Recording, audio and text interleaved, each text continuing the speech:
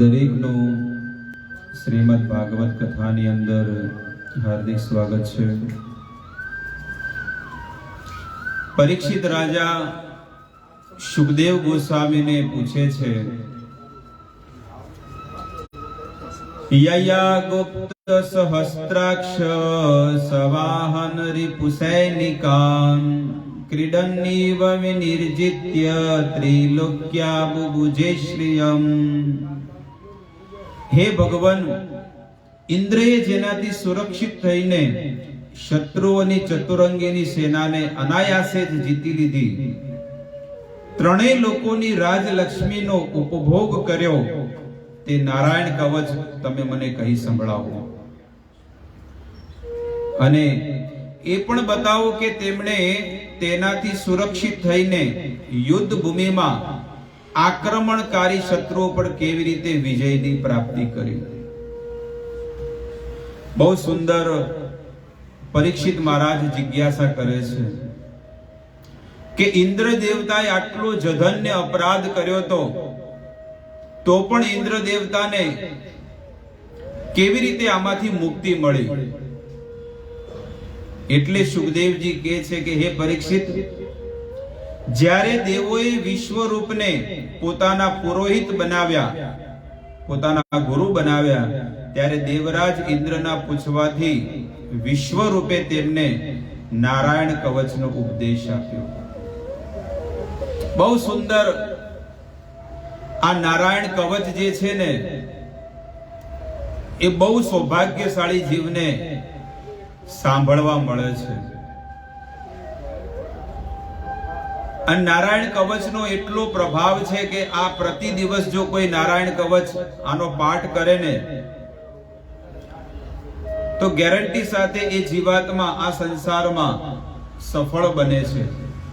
કોઈ પણ કાર્યમાં એટલો એનો પ્રભાવ પડે છે નારાયણ કવચનો.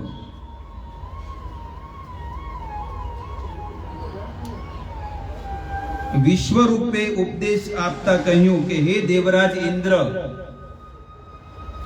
ભયનો પ્રસંગ આવી પડતા નારાયણ કવચ ધારણ કરીને પોતાના શરીરનું રક્ષણ કરવું જોઈએ. જ્યારે જીવનમાં કોઈ પણ જીવને ભય આવે ને, એટલે માણસે શું કરવું જોઈએ? કોઈ પણ તકલીફ આવે ને તો માણસે નારાયણ કવચનો પાઠ કરવો જોઈએ. આ 6થા સ્કંદની અંદર આ 8મા અધ્યાયમાં આનો ઉપદેશ આપેલો છે. આવી રીતે વિશ્વરૂપને ગુરુ બનાવ્યા.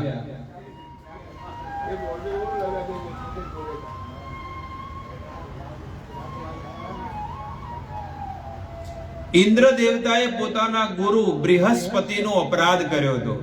એમના ગુરુદેવનો એમણે અપરાધ કર્યો હતો. એટલે એના પ્રતાપે એ અપરાધના લીધે ઇન્દ્ર દેવતાને સ્વર્ગ ખાલી કરવું પડ્યું. અને જેટલા અસુરો હતો ને, એને શું કર્યું? ચડાઈ કરી દીધી સ્વર્ગની ઉપર. અને જ્યારે સ્વર્ગની ઉપર ચડાઈ કરી, એટલે ઇન્દ્ર દેવતાને સ્વર્ગ ખાલી કરવું પડ્યું. અને ઇન્દ્ર દેવતા બ્રહ્માજીની પાસે ગયા કે મારે શું કરવું જોઈએ આવી સ્થિતિમાં. ત્યારે બ્રહ્માજીએ કીધું કે તમારા જે ભત્રીજો છે ને, એને તમે તમારા ગુરુ બનાવો. હવે ઇન્દ્ર દેવતાના મોટા ભાઈનું નામ હતું ત્વષ્ટા. ઇન્દ્ર દેવતાના મોટા ભાઈનું નામ ત્વષ્ટા હતું. એટલે ત્વષ્ટાનો એક દીકરો હતો જેનું નામ છે વિશ્વરૂપ. એટલે બ્રહ્માજીએ કીધું કે તમારા ભત્રીજાને તમે ગુરુ બનાવો. ઇન્દ્ર દેવતા વળી વિચાર કરે કે એને ગુરુ બનાવાતો હશે, એ તો મારો ભત્રીજો છે, કાલે ચડ્ડી પહેરીને ફરતો હતો એમ, એટલે એને થોડું ગુરુ બનાવાય કઈ. ત્યારે ઇન્દ્ર દેવતા કહે છે કે આધ્યાત્મિક શક્તિ કોની અંદર કેટલી હોય છે એ કોઈ જાણી શકતું નથી. વિશ્વરૂપની અંદર બહુ શક્તિ છે. એને નારાયણ કવચ ધારણ કરેલું છે. એટલે તમે છે ને એની શરણમાં જાઓ, તમે એમને ગુરુ બનાવો. નિશ્ચિત એ તમને સંપૂર્ણ વેદોનો ઉપદેશ આપશે અને નારાયણ કવચ ધારણ કરવાનો ગુહ્ય વસ્તુ પણ તમને આપશે. આ નારાયણ કવચ કોઈને મળતું નથી, કોઈ પણ જીવને નહીં મળતું. કોઈએ પાઠ કરેલો છે નારાયણ કવચનો? એક વ્યક્તિ છે આટલામાંથી. હા, અહીંયા એ નારાયણ કવચ પાઠ કરેલો છે ને, એના અંદર આની અંદર બધું બતાડેલું છે. સૌથી પહેલા વિશ્વરૂપ કે છે,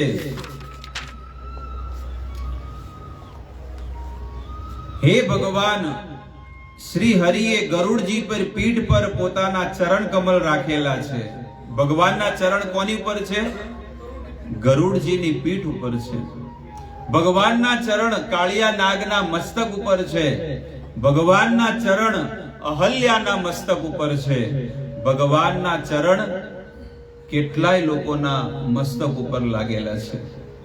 અહીંયા ગરુડજીની પીઠ ઉપર પણ ભગવાનના ચરણ કમળ છે. અણીમાં વગેરે 8 સિદ્ધિઓ પણ તેમની સેવા કરતી રહે છે. 8 હાથોમાં શંખ, ચક્ર, ઢાલ, તલવાર, ગદા, બાણ, ધનુષ અને પાસ ધારણ કરેલા છે. તે જ ઓમકાર સ્વરૂપ પ્રભુ બધા પ્રકારે બધી બાજુએથી મારું રક્ષણ કરે. આ પહેલો શ્લોક છે નારાયણ કવચનો. આ શ્લોક પહેલો. ઓમ હરિર્વિંદ ધ્વાન મમ સર્વ અક્ષરાણામ અન્યા સંગ્રતિ પદ્મ પગ કેન્દ્ર પુષ્ટે દરાચરિત ચર્માસ્મિ દિગ્વેશ્ચ પાપ પાશાંધનો અષ્ટગુણો અષ્ટબાહો જલેષુ મામ રક્ષતુ મત્સ્ય મૂર્તિમ યાદો ગણેભ્યો વરુણસ્ય પાશાદ સ્થલેષુ માયા બટુક વામનો યાત તે વિક્રમ ખેતુ વિશ્વરૂપ. શું કે છે? મત્સ્ય મૂર્તિ ભગવાન પાણીમાં મારી રક્ષા કરે. જો કદાચ હું જળમાં યાત્રા કરતો હોય ને, તો કોને યાદ કરવા જોઈએ? ભગવાન મત્સ્ય ભગવાનને યાદ કરવા જોઈએ. મત્સ્ય મૂર્તિ ભગવાન પાણીમાં મારી રક્ષા કરે. કદાચ આપણે એરોપ્લેનમાં તો કે છે કે વરુણના પાસમાંથી મારું રક્ષણ કરે, અને માયાથી બ્રહ્મચારી રીતે ત્રિવિક્રમ મારું ભગવાન વામન ભગવાન મારું રક્ષણ કરે. આવી રીતે ભગવાન ભક્ત અહીંયા ભગવાનની સ્તુતિ કરે છે નારાયણ કવચમાં. જેમના ભયાનક અટ્ટહાસ્યથી બધી દિશાઓ ગુંજી ઉઠી છે અને દૈત્યોના ગર્ભવતી પત્નીઓના ગર્ભ પડી ગયા હતા, તે દૈત્ય યુદ્ધપતિઓના શત્રુ નરસિંહદેવ ભગવાન મારી રક્ષા કરે છે.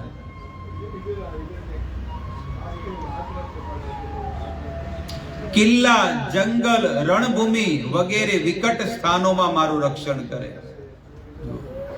નરસિંહદેવ ભગવાનનું જો કોઈ સ્મરણ કરે ને કે હે નરસિંહદેવ ભગવાન, તમે આગળ પાછળ ગમે તે રીતે બધી રીતે તમે મારી રક્ષા કરો, તો નરસિંહદેવ ભગવાન એ જીવાત્માની રક્ષા કરે છે.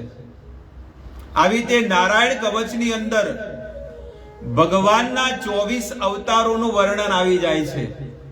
આપણે ભગવાનના 24 અવતારોને યાદ કરીએ છીએ, એટલા માટે રોજ નારાયણ કવચ પાઠ કરવો જોઈએ.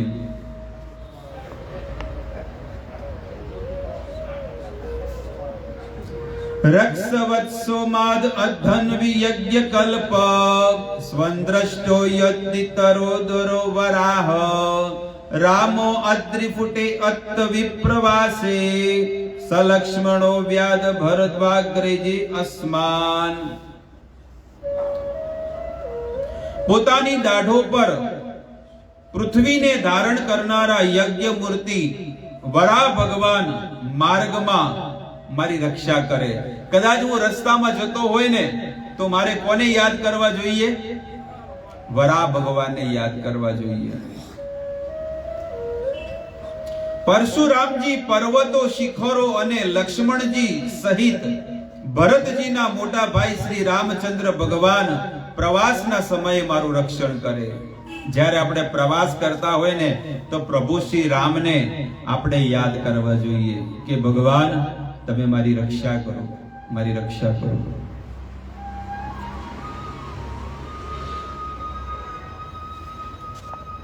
અને ભગવાનને યાદ કરે ને તો ગેરંટી સાથે એ ભગવાન આપણી રક્ષા કરે છે. ભગવાન પણ જોવે કે આ કર્મ કરે છે પણ આ કાયા મને સમર્પિત કરીને આ જીવન જીવે છે, એટલે ભગવાનને યાદ કરીને જીવન જીવવું જોઈએ. સવારની શરૂઆત જ છે ને એ ભગવાનને યાદ કરીને કરવું જોઈએ. સવારની શરૂઆત ભગવાનને યાદ કરીને કરવું. નારાયણ ભગવાન વગેરે ભયંકર અવિચારોમાંથી અને તમામ પ્રકારના પ્રમાદોમાંથી, સર્વ પ્રકારની આકસ્મિક દુર્ઘટનાઓમાંથી મારું રક્ષણ કરે. આવી રીતે ભગવાન નારાયણને યાદ કરે છે કે હે ભગવાન નારાયણ તમે મારી રક્ષા કરો. પણ કઈ રીતે? તો કે છે કે આકસ્મિક ઘટનાઓ ઘટે મારા જીવનમાં પણ હું તમને યાદ કરું છું તો તમે મારી રક્ષા કરજો. આવી રીતે ભગવાનને યાદ કરે છે. પ્રમોદ, પ્રમાદોમાંથી મારી રક્ષા કરો. પ્રમાદનો અર્થ છે કે આળસ. જીવાત્માને આળસ બહુ આવે છે, કોઈ પણ કાર્ય કરે તેમાં એને આળસ બહુ આવે, એટલે એ ભગવાન નારાયણને યાદ કરે છે. આ નારાયણ કવચના લગભગ 18 કે 20 શ્લોક છે અને એની અંદર આ સ્તુતિ બધી કરેલી છે.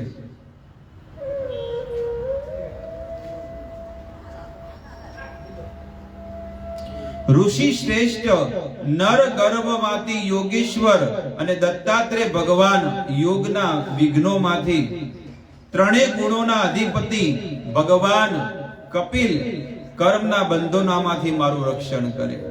મને જે કર્મના બંધન લાગ્યા છે ને એ કર્મના બંધનમાંથી હું કઈ રીતે મુક્ત થાઉં?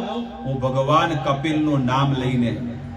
ભગવાન કપિલનું જ્યારે આપણે નામ લેશું ને એટલે બધા કર્મમાંથી આપણે મુક્ત થઈ જશું.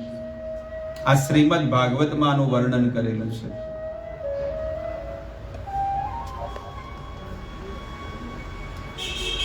મા મુક્ર ધર્મ અદિલ અખલાદ પ્રમાદા, નારાયણ પાતુ નરસ્ય હાસાત, દત્તસ્વ યોગાદ યોગનાથ, પાયાદ ગુણેશુ કપિલ કર્મ બંધાત. કપિલ કર્મ બંધાત નો અર્થ છે કે કર્મનું બંધન જો આપણે લાગે તો આપણે ભગવાન કપિલને યાદ કરવા જોઈએ. પરમ ઋષિ સનત કુમાર એટલે કે 4 કુમાર કામદેવ તરફથી હયગ્રીવ ભગવાન માર્ગમાં ચાલતી વખતે દેવ મૂર્તિને નમસ્કાર વગેરે નહીં કરનારા અપરાધોમાંથી અને દેવર્ષિ નારદ સેવાના દોષમાંથી અને કશ્યપ ભગવાન બધા પ્રકારના નરકમાંથી મારું રક્ષણ કરે. કોઈ જીવાત્માને કામદેવ સતાવતો હોય, સ્ત્રીનું ચિંતન કે પુરુષનું ચિંતન થતું હોય તો અહીંયા આગળ વિશ્વરૂપ પોતાના એ શિષ્ય એટલે કે ઇન્દ્ર દેવતાને કહે છે કે નારાયણ કવચમાં આવો ઉપદેશ આપેલો છો કે એને સનત કુમારોનું સ્મરણ કરવું જોઈએ, સનત કુમારોને યાદ કરવા જોઈએ.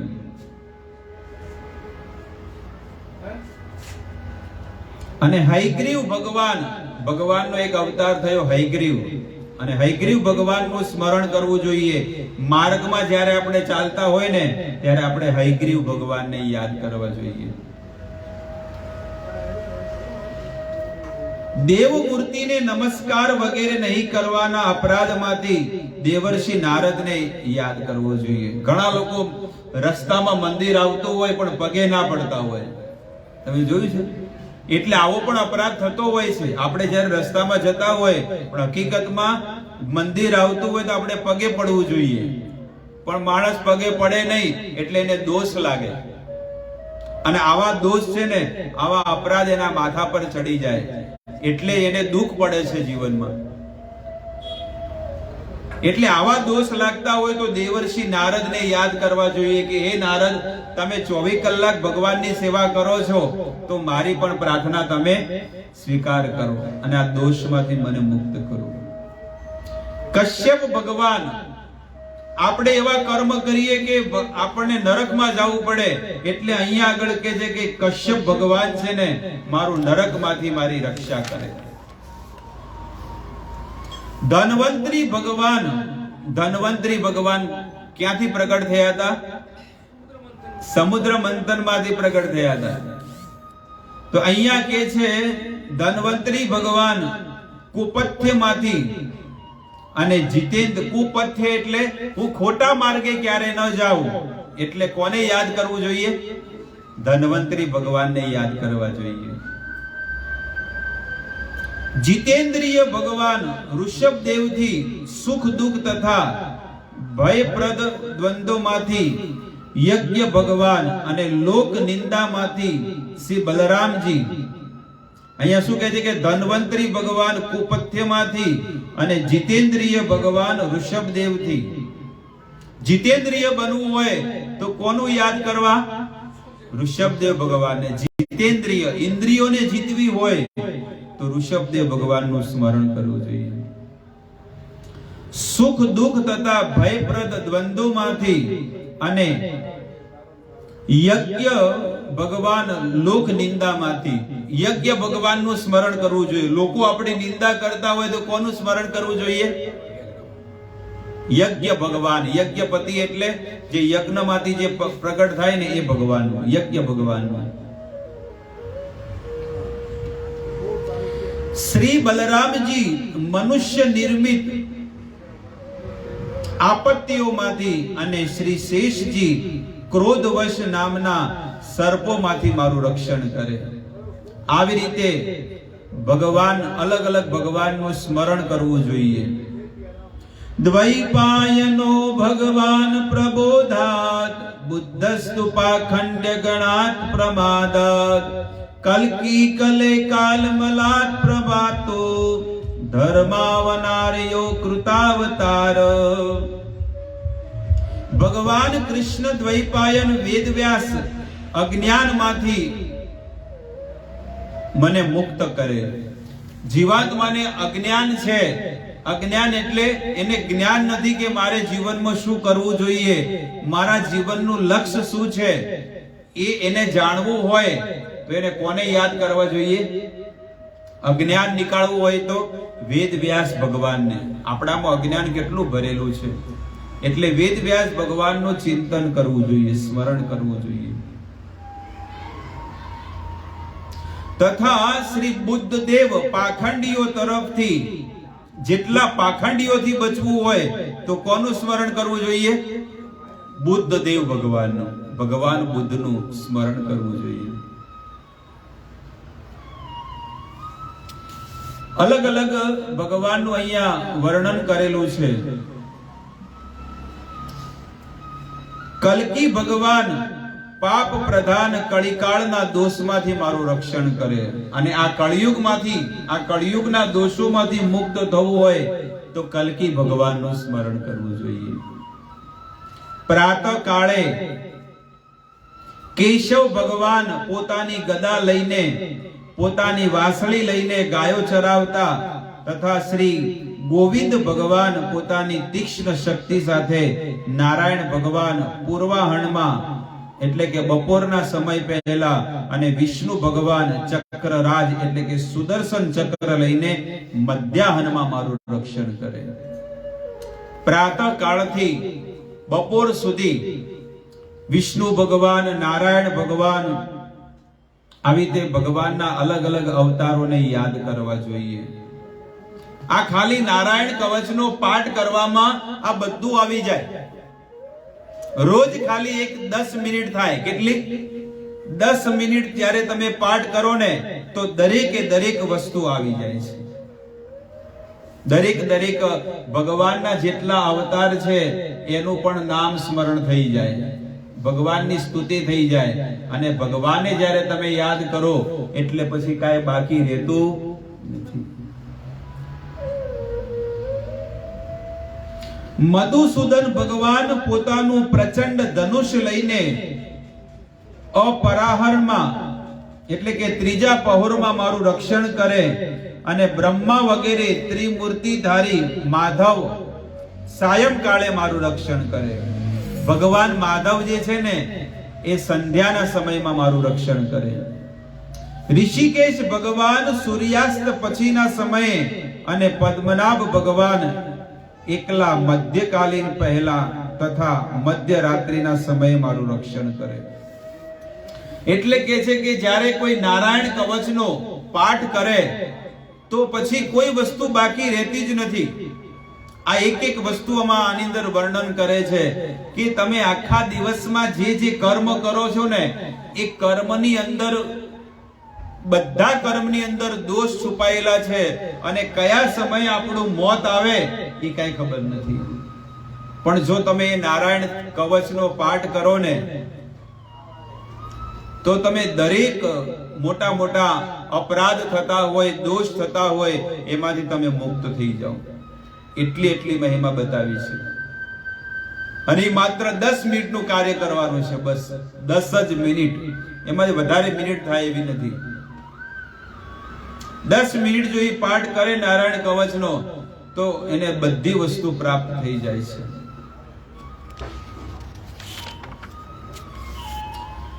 વિશ્વરૂપ ભગવાન કહે છે, આપણે તો હવે બધી આપણે સ્તુતિ નથી કરતા, પણ આ માત્ર તમને કહું છું કે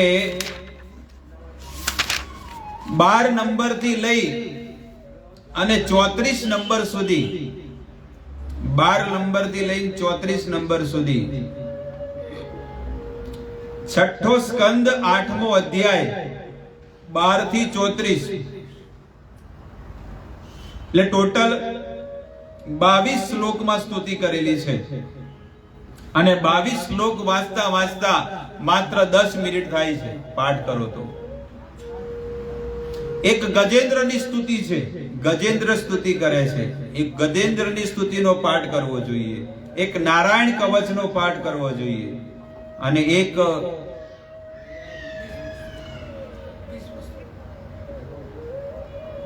એક સ્તુતિ છે વામન ભગવાનને પ્રગટ કરે છે ત્યારે એની સ્તુતિ સમુદ્ર મંથનમાં આવે, ભગવાન વામન બનીને આવ્યા હતા ત્યારે.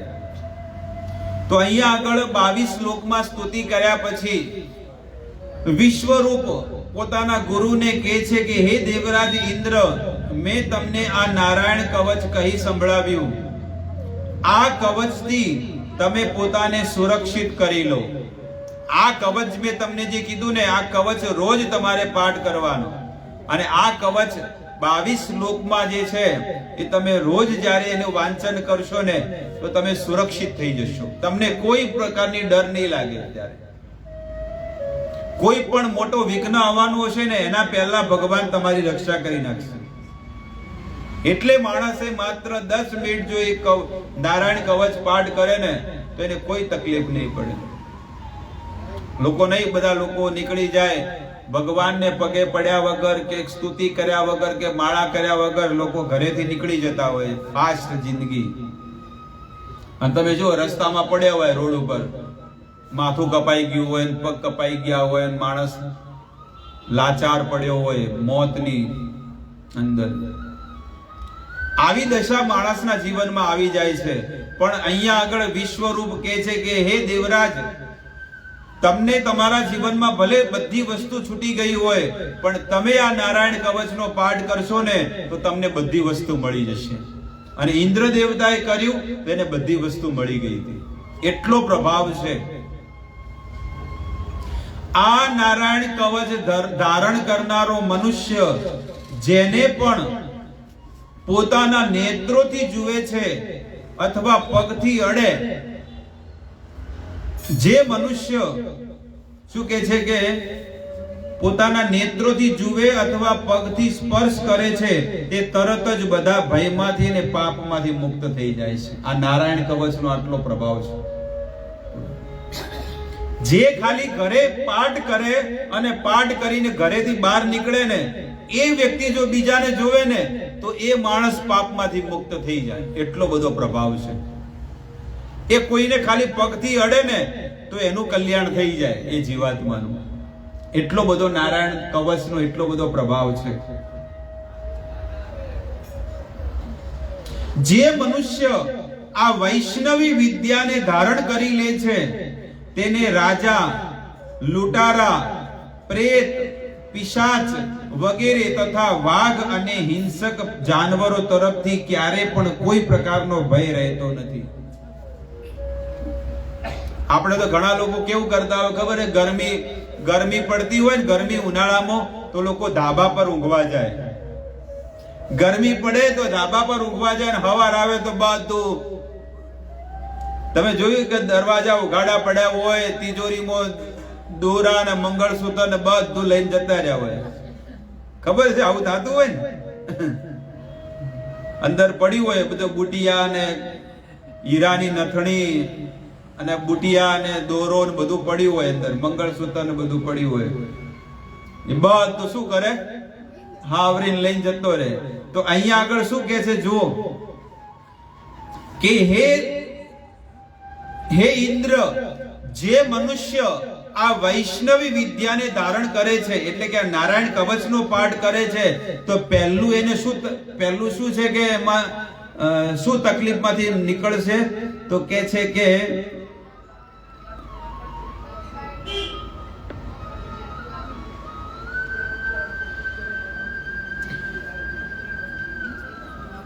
રાજાના જે દોષ હોય ને એ દોષમાંથી મુક્ત થઈ જાય. આ ઘણા લોકોને ટેક્સ, ઇન્કમ ટેક્સ વધારે ભરવો પડે, લોકો પકડાઈ જતા હોય છે, તો આ રાજાના કર મુક્તિમાંથી એ મુક્ત થઈ જાય.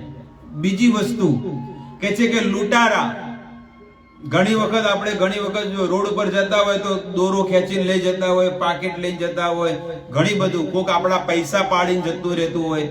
નહીં થતું? કેટલાય લોકોને પૈસા પાડ્યા છે. કોઈ ધનવાનો ને પાડ્યા હોય, નિર્ધન ને પાડીને જતા રહ્યા છે. કેટલાય લોકો પાડે નહીં કે કોઈના 1000, 2000, 5000, 10000.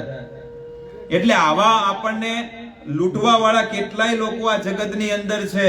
પણ આ નારાયણ કવચનો જ્યારે તમે પાઠ કરશો ને તો ક્યારે પણ તમે આવું ખોટું ડગલું નહીં ભરો.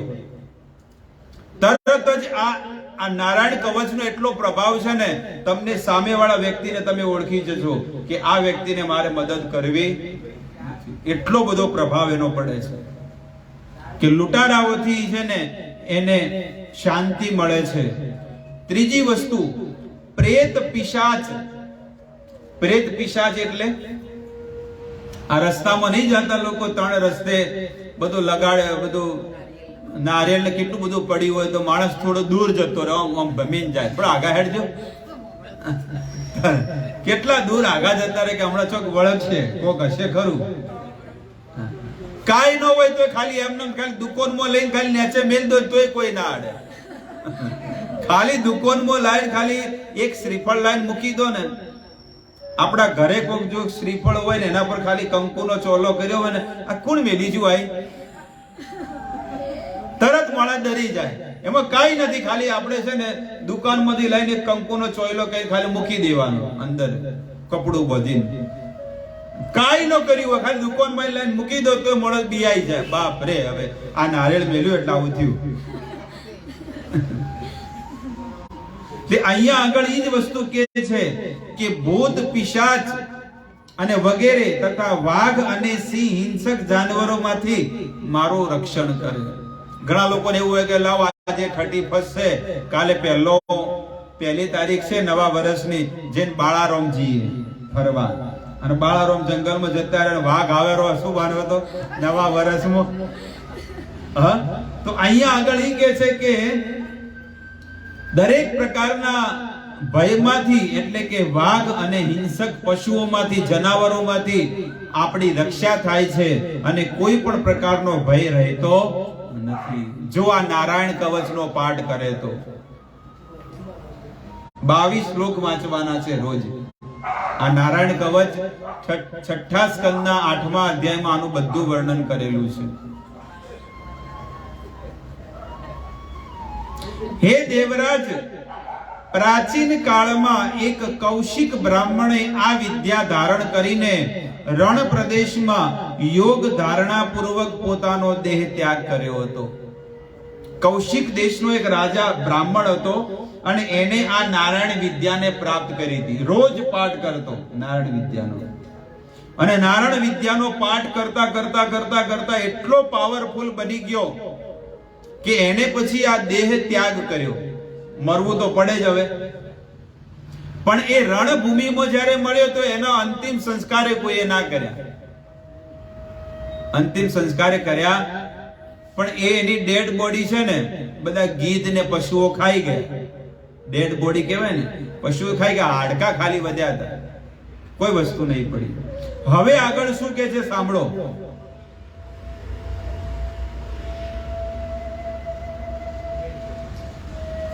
इमाम विद्यापुरा कश्चित् कौशिको धारयन् द्विज योग धारयाम स्वांग जहोस मरुधन्वनी. मरुधन्वनी એટલે કે એ રણભૂમિમાં એને પોતાના શરીરનો ત્યાગ કર્યો, મરી ગયો.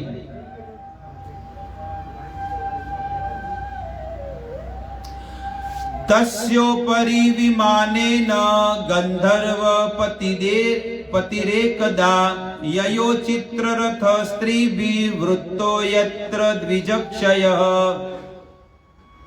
તેઓ તે સ્થળે આટલા આવતા જ ઊંધા માથે, એટલે કે તે બ્રાહ્મણોનો દેહ જ્યાં પડ્યો હતો તે સ્થળ ઉપરથી ગંધર્વ રાજ ચિત્રરથ એક દિવસ પોતાની પત્નીઓ સાથે વિમાનમાં બેસીને જતા હતા.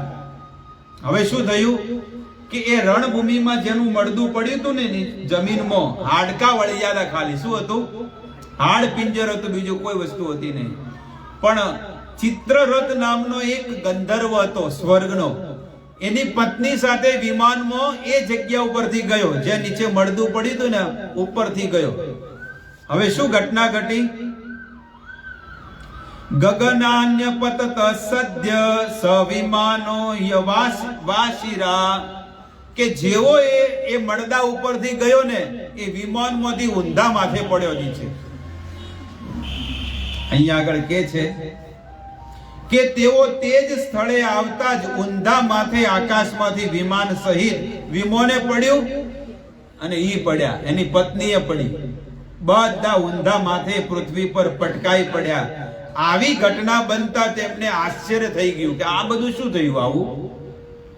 જ્યારે તેમને વાલ્ખિલ્ય મુનિને બતાવ્યું ત્યારે તેમને કીધું કે આ નારાયણ કવચનો પ્રભાવ છે. તમે એવી દિવ્ય આત્માના એના ઉપરથી હેડ્યા એટલે આવું થઈ ગયું.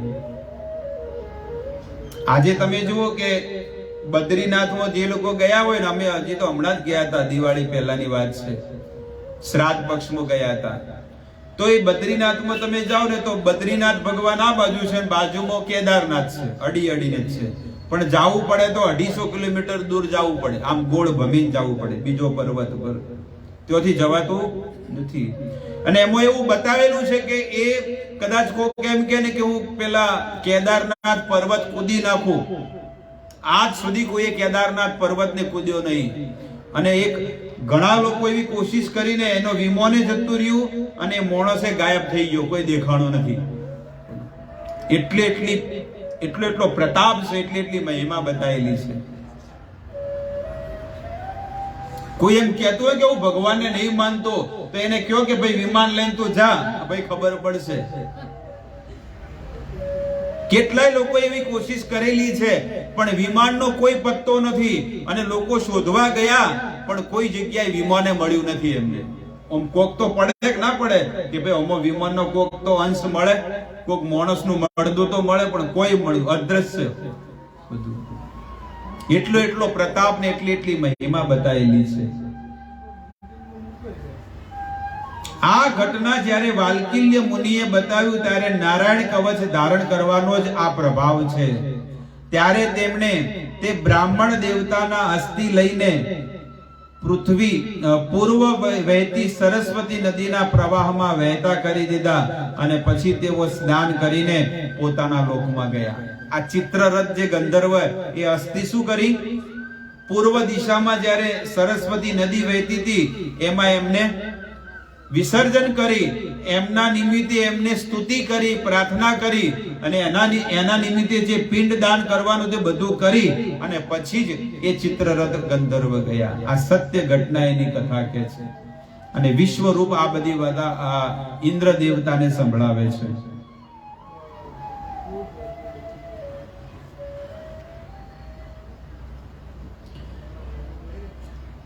સુખદેવજી કહે છે કે હે પરીક્ષિત, જે મનુષ્ય આ નારાયણ કવચ યોગ્ય સમયે સાંભળે છે અને જે એને આદરપૂર્વક ધારણ કરે છે, આદરપૂર્વક ધારણ કરવો એટલે કે રોજ આની સ્તુતિ કરે, પ્રાર્થના કરે,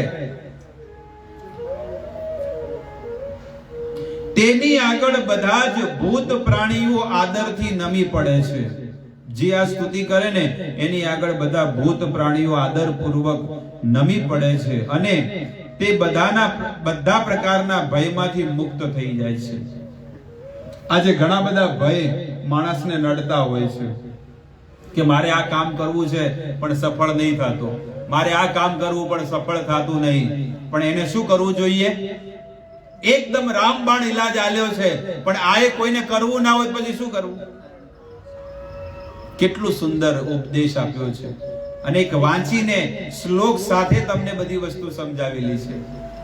પણ માણસે આ વસ્તુ કરવી જોઈએ. નારાયણ કવચ એનો પાઠ કરવો જોઈએ.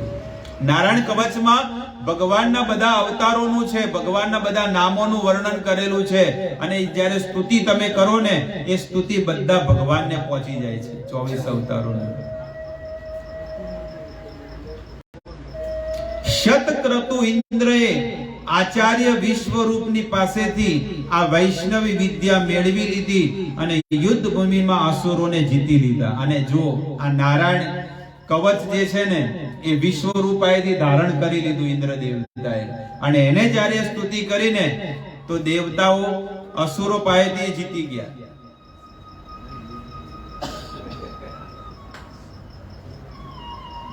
અને તેઓ ત્રણેય લોકના ઐશ્વર્યનો ઉપભોગ કરવા માંડ્યા. આ ત્રણેય લોકના રાજા ઇન્દ્રદેવ પાછા બની ગયા. ખાલી એક નારાયણ કવચને ધારણ કર્યું હતું. કેટલો પ્રભાવ હશે! તો માણસે નારાયણ કવચને રોજ પાઠ કરવો જોઈએ, રોજ સ્તુતિ કરવી જોઈએ. અને જ્યારે તમે સ્તુતિ કરો એનો પ્રભાવ એટલો બધો વધશે તમારા જીવનમાં, એટલી બધી શક્તિ આધ્યાત્મિક વધી જશે કે તમે કોઈ પણ કાર્ય કરવામાં તમે સક્ષમ બની જશો. એટલી બધી મહિમા છે. પણ કદાચ કોઈ એમ કે ના, નારાયણ કવચ તો અમારેથી રોજ પાઠ થાય ન થાય, બીજો કોઈ સરળ રસ્તો બતાવો. અકામ સર્વ કામો વા મોક્ષ કામ ઉદારધિ તીવ્રેણ ભક્તિ યોગેન યજેત પુરુષમ પરમ. જો સંસારમાં કોઈ પણ પ્રકારની કામના હોય કે ન હોય, પણ જો એ ભગવાનના નામનો જાપ કરે ને તો એ બધા પાપોમાંથી મુક્ત થઈ જાય છે. કોઈ પણ અકામ સર્વ કામોવા, માત્ર ભગવાનનું નામ લે, હરે કૃષ્ણ કૃષ્ણ કૃષ્ણ હરે હરે, હરે રામ રામ રામ હરે હરે. આ પ્રભુનું નામ જો કોઈ લઈ લે ને મહામંત્ર, તો એ નારાયણ કવચની બરાબર છે. એટલે એ ભગવાનનું નામ એને રોજ લેવું જોઈએ, રોજ ધારણ કરવું જોઈએ અને બને એટલી માળા એને કરવી જોઈએ. આ નારાયણ કવચનો એટલો પ્રભાવ છે તો મહામંત્રનો જે જાપ કરે ને એનો એટલો પ્રભાવ છે. એટલે એને ભગવાનનું નામ બહુ લેવું જોઈએ, અતિશય. એને કાર્ય એક જ કરવું જોઈએ, બસ હવે ભગવાનનું નામ જ લેવું છે. આ મહામંત્રનો નિત્ય નિરંતર એને જાપ કરવો જોઈએ, નિત્ય નિરંતર. જ્યારે પણ ફ્રી બેઠા હોય, કાઈ કામ ના હોય, ચાલુ થઈ જવું જોઈએ. હરે કૃષ્ણ કૃષ્ણ કૃષ્ણ હરે હરે, હરે રામ રામ રામ હરે હરે, હરે કૃષ્ણ કૃષ્ણ કૃષ્ણ હરે હરે, હરે રામ રામ રામ હરે હરે. બસ નિત્ય નિરંતર ભગવાનનું નામ લેતું રહેવું જોઈએ. કાનમાં સંભળાવવું જોઈએ અને મોઢેથી બોલવું જોઈએ અને મનથી સ્મરણ કરવું જોઈએ. આવી રીતે એ નિત્ય નિરંતર કાર્ય કરતો રહે છે ને તો ગેરંટી સાથે એ એ સક્સેસ વ્યક્તિ બની જશે, સફળ બની જશે. સુખદેવજી કહે છે કે હે પરીક્ષિત, અમે સાંભળ્યું છે કે વિશ્વ રૂપે 3 શિર હતા. તેઓ એક મુખેથી સોમરસ તથા બીજા મુખેથી સુરા એટલે કે મદ્ય પીતા અને ત્રીજા મુખેથી અન્ન આરોગતા હતા. વિશ્વરૂપને 3 મોઢા હતા. એક મોઢેથી અમૃત, બીજા મોઢેથી સોમરસ અને ત્રીજા મોઢેથી અન્ન ખાતા હતા. તેમના પિતા ત્વષ્ટા વગેરે 12 આદિત્ય દેવો હતા. તેથી તેઓ વિશ્વરૂપજીની યજ્ઞ સમયે પ્રત્યક્ષપણે મોટા સ્વરે ઉચ્ચારણ કરીને અત્યંત વિનયપૂર્વક દેવતાઓને આહુતિ આપતા હતા. જો દેવતાઓને આહુતિ આપતા હતા, પણ 2 મોઢે દેવતાને આહુતિ આપતા હતા અને 1 મોઢે છે ને અસુરને આહુતિ આપતા હતા. 2 મોઢે દેવતાને આહુતિ આપતા હતા અને 1 મોઢે કોને આપતા હતા? અસુરને. 1 મોઢે અસુરને આહુતિ આપતા હતા. અસુરને કેમ આપતા હતા? કારણ કે અસુર કુળમાં એમની માતા હતી. વિશ્વરૂપની માતા કોણ હતી? અસુર કુળની, રાક્ષસ કુળની હતી. એટલે એમને વિચાર કર્યો કે લાવ મામાને થોડી આહુતિ આપી દઉં. અસુરોને મારા મામા થાય તો એને હું આહુતિ આપું.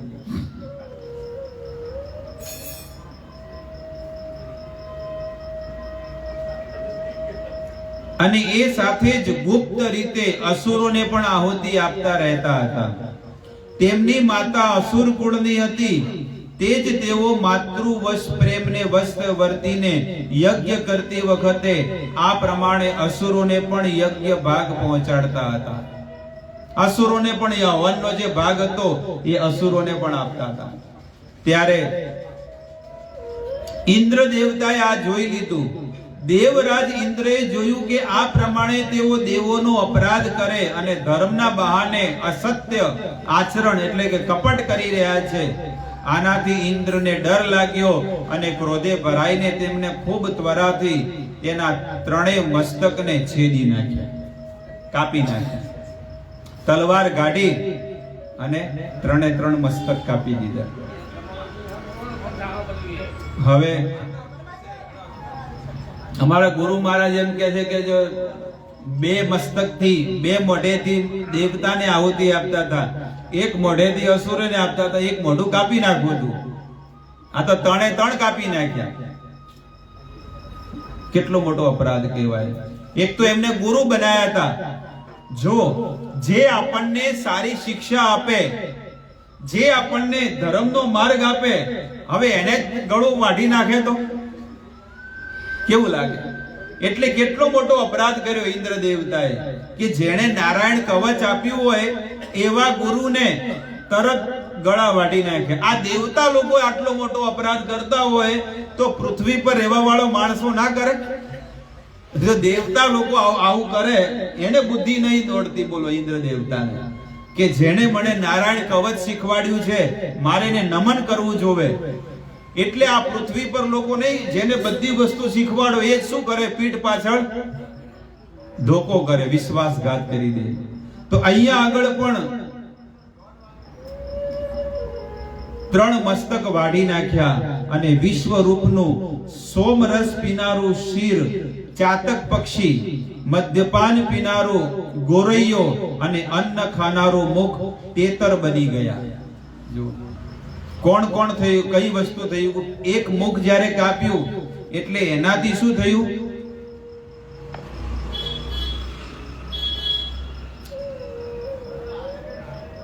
સોમરસ પીવા વાળું જે મોઢું હતું ને એ ચાતક પક્ષી બની ગયું. એ મોઢું મદ્યપાન કરનારું ગોરૈયો બની ગયો. ગોરૈયો પક્ષી કહેવામાં આવે છે. અને અન્ન ખાનારું જે છે ને એ તેતર બની ગયું. તેતર કે ને એ તેતર પક્ષી બની ગયું. ઇન્દ્રએ ઈચ્છ્યું હોત તો તેઓ વિશ્વરૂપના વધથી લાગેલું હત્યાનું પાપ દૂર કરી શકત, પરંતુ તેમણે એમ કરવું યોગ્ય ન લાગ્યું. બલકે હાથ જોડીને તેઓ તે પાપ ફળનો સ્વીકાર કરી લીધો અને 1 વર્ષ સુધી તેમાંથી છુપાવવાનો કોઈ ઉપાય કર્યો નહીં. ત્યાર પછી બધા લોકોની સામે પોતાની શુદ્ધિ માટે તેમને પોતાની બ્રહ્મ હત્યાને 4 ભાગમાં વહેંચીને પૃથ્વી, જળ, વૃક્ષ અને સ્ત્રીઓને આપી. ઇન્દ્ર દેવતાએ જે પોતાના ગુરુનો અપરાધ કર્યો હતો ને, એને ગુરુનો અપરાધ અહીંયા લાગ્યો, એની આ બધી વસ્તુ કે છે. એટલે પ્રમદાડે જ મેં વાત કરી હતી ગુંદ વિશે કે ગુંદ ખવાય નહીં, પણ અહીંયા આગળ લખેલું છે એટલા માટે મારે કીધું લાવ આજે કથા કરવા દો કે ગુંદ ખાય તો કેટલો મોટો પાપ લાગે છે. શું લાગતો કહો તો નહીં. હા, પણ અહીંયા આગળ આ વેદ કે છે, હું વેદ ખોલીને બેઠો છું. કોઈ ખોટી વસ્તુ તો છે ને, ધીરે ધીરે ખોલું. જુઓ આ રહ્યો, જો આ ખોલીને તમને કહું છું. હવે બોલું છું એટલે સાંભળજો. અને ગુંદ બનાવ્યો તો ચાટમાં અહીંયા લખેલું છે એટલે કહું છું. જો બ્રહ્મ હત્યા, પહેલો જ શ્લોકમાં પહેલો જ અક્ષર શું છે કે બ્રહ્મ હત્યા. જો બ્રહ્મ હત્યામ અંજલિનામ જગ્રાહ યદ કપીશ્વરઃ સંવત્સરાંતે તદ્ધનમ ભૂતાનાં સવિશુદ્ધયે ભૂમ્યં અંબુદ્ધિભયો પુષ્મન ચતુર્સ્તુર્જા વ્યભજત્વ હરિ. શું કે છે? પહેલું, પૃથ્વીએ ઇન્દ્ર દેવતાની બ્રહ્મ હત્યાનો 4થો ભાગ સ્વીકારી લીધો. 25% ભાગ શું કર્યું? ધરતી માતાએ સ્વીકાર કર્યો કે મને આપો 25% પાપ, હું સ્વીકાર કરીશ. બદલામાં એવું વરદાન મળ્યું કે જ્યાં ક્યાં ખાડા પણ હોય તે યોગ્ય સમયે આપોઆપ પુરાઈ જશે. એટલે ધરતી માતાને આશીર્વાદ આલ્યો કે તમારે બધે ખાડા ખડિયા હે ને, સમય આવતે બધે બુરાઈ જશે. એટલે આ ખાડા ખડિયા જે શું છે અહીંયા આગળ શું કે છે કે બંજડ, અમુક જગ્યા પર વાવેતર થાય જ ના. ગમે જેટલું તમે ખાતર નાખો ને શેડાઓ પણ એ વાવેતર થતું જ ના હોય. જોયું છે એવી જગ્યા? આપણે નહીં કહેતા, આપણે દેશી ભાષામાં કહેવાય ભાઠું. આ ભાઠું પડ્યું, કોઈ આવું કોઈ ઉગતું જ નહીં. એને આ બંજડ જગ્યા જે છે ને 25%, આ ધરતી માતાએ પાપ લીધું હતું એટલે 25% જગ્યા બંજડ પડી છે. આ એનો દાખલો જીવતી જાગતો છે. એટલે ભલે ગમે જેવું મગજ ચાલે કે ના ચાલે, કે શરીર હેઠું હોય કે ના હોય, પણ એ તો કોઈ દાડા કરાય ના કે બ્રહ્મ હત્યાનું પાપ લાગે આપણા બાળકને, આપણને તો કેટલું મોટું પાપ ચડે. આપણે તો બીજું કોઈ ભક્તિ તો થતી નહીં, ઉપરથી પાપ કરો તો પછી જીવનમાં શું વધે?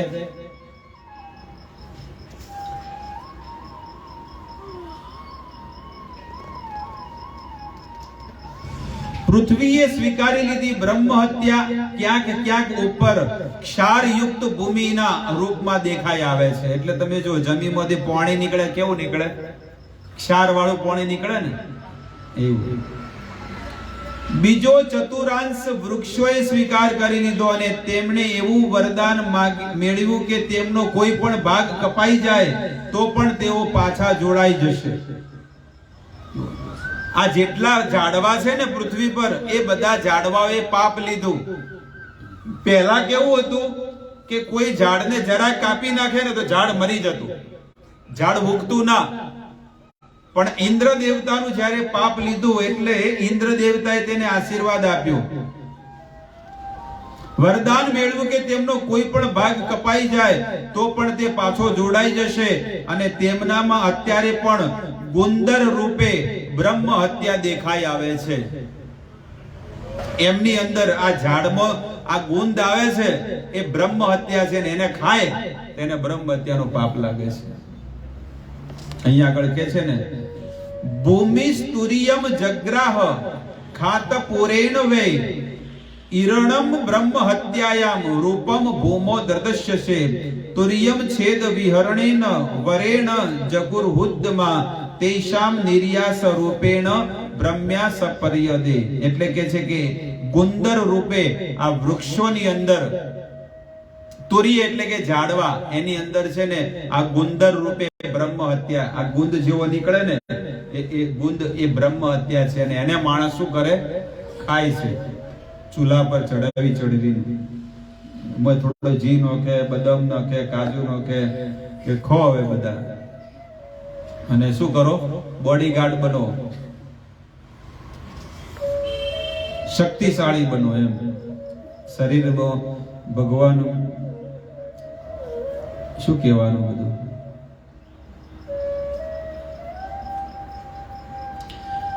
શશ્વત કામ વરેણામ હસ્તુરિયમ જગૃહ સ્ત્રીય. હવે ત્રીજું પાપ કોણે લીધું? સંસારની બધી સ્ત્રીઓએ પાપ લીધું. 25% પાપ આ ઇન્દ્ર દેવતાને પાપ લાગ્યું હતું. સ્ત્રીઓએ તે બ્રહ્મ હત્યાનો ત્રીજો ભાગ સ્વીકાર કરી લીધો. સંસારની જેટલી સ્ત્રીઓ છે ને એ બધી સ્ત્રીઓએ પાપ લીધું. એવું નહીં કે એક જણી ના પાડે ના હું તો નહીં લઉં. સ્ત્રીઓને જેટલી હતી સ્ત્રીઓએ બધાએ પાપ લીધું, અને સ્ત્રીઓએ તે બ્રહ્મ હત્યાનો ત્રીજો ભાગ સ્વીકાર કરી લીધો, અને તેઓ સદૈવ પુરુષોનો સહવાસ કરી શકે એવું વરદાન મેળવ્યું, પુરુષોનો પ્રેમ પ્રાપ્ત કરી શકે.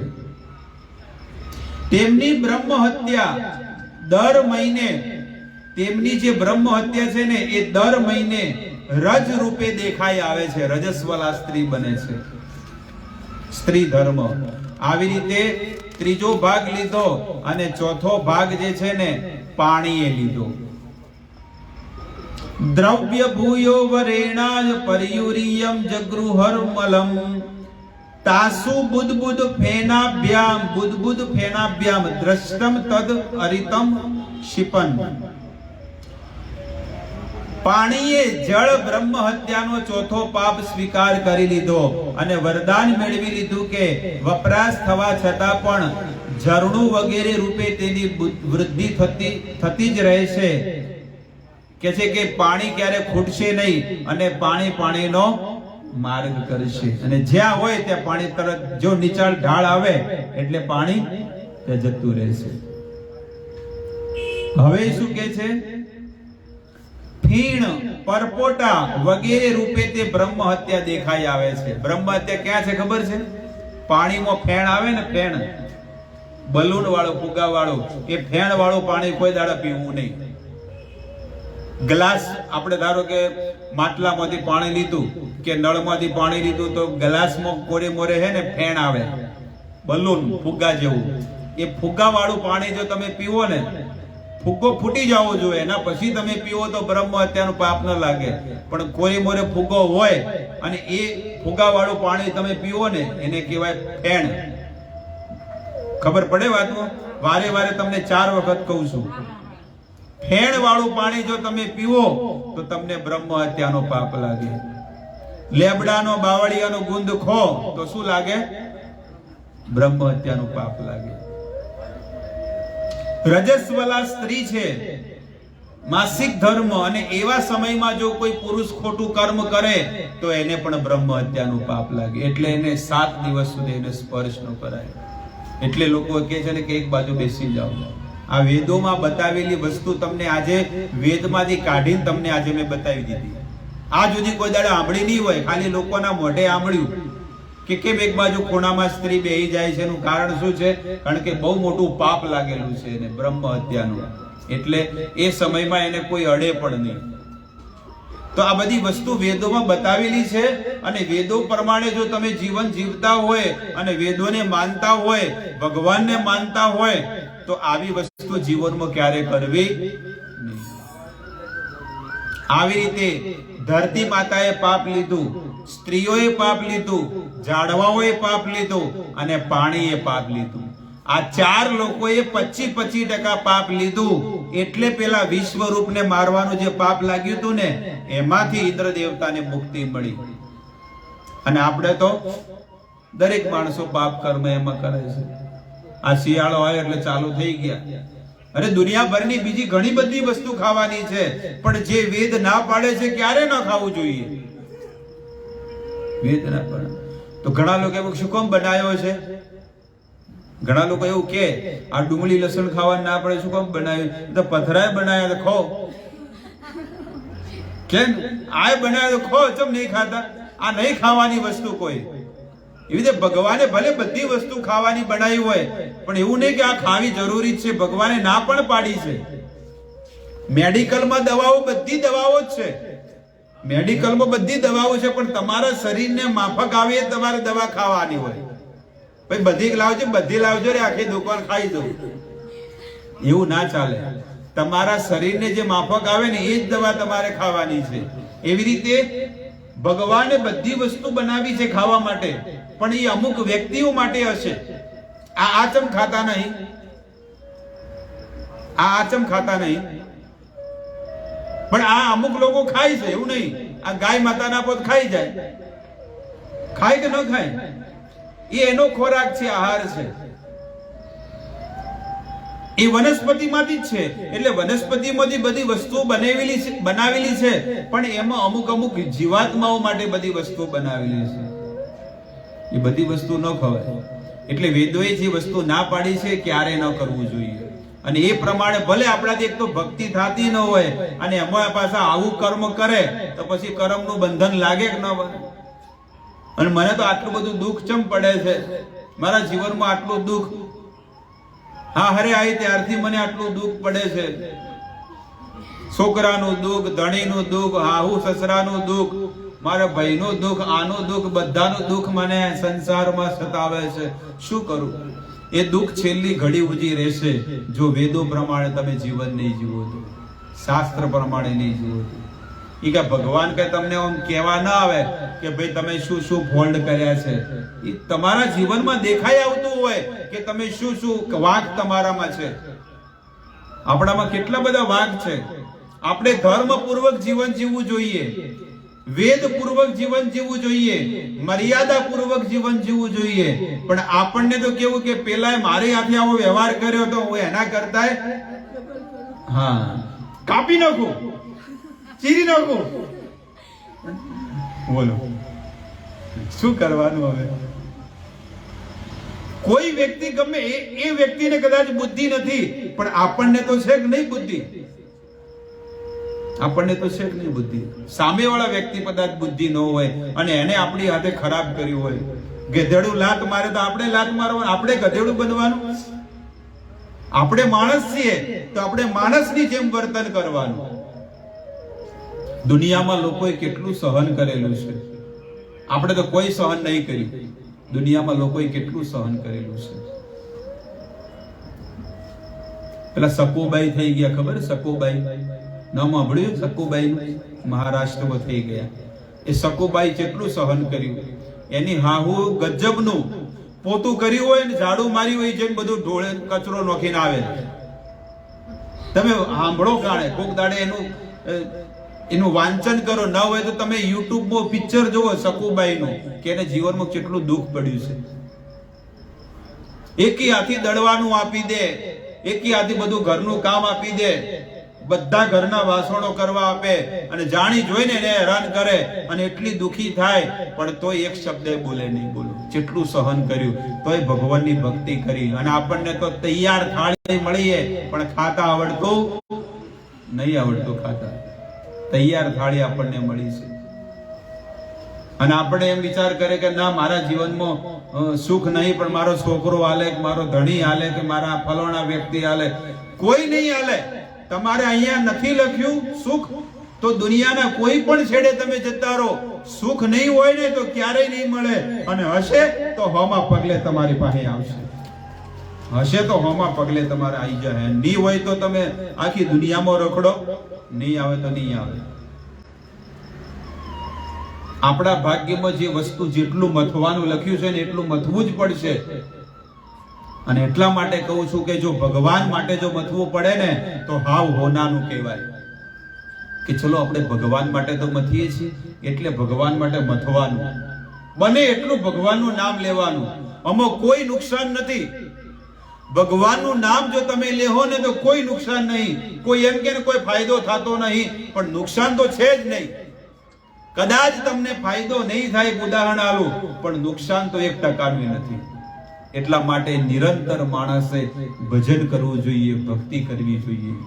આજે તમને મેં નારાયણ કવચનો એટલો સુંદર ઉપદેશ મેં તમને સંભળાયો, કેટલો સરસ ઉપદેશ.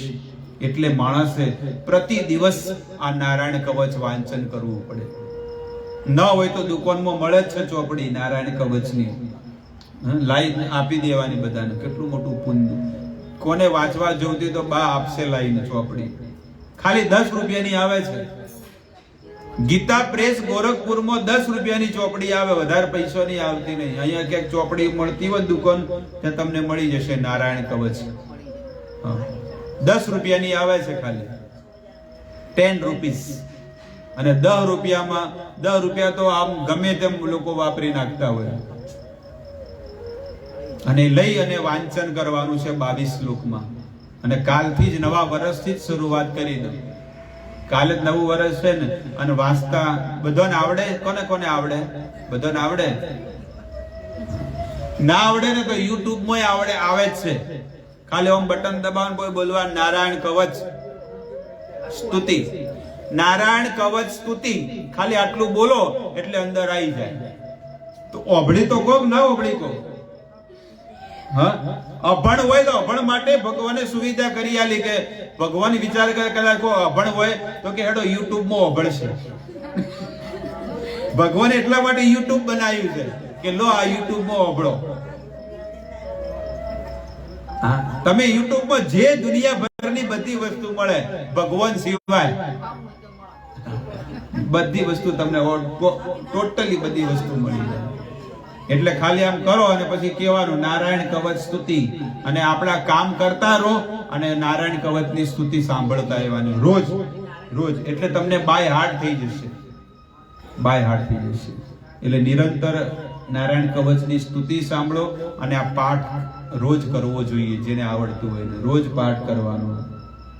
તો હવે આપણે એક માળા કરશું અને દરેક લોકોએ પોતાના ઘરે માળા કરવાની. કેટલા લોકો હરે કૃષ્ણ મંત્રની માળા કરે છે?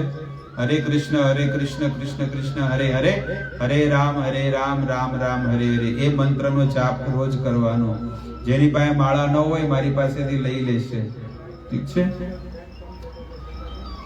હવે આપણે બધા માળા કરીશું.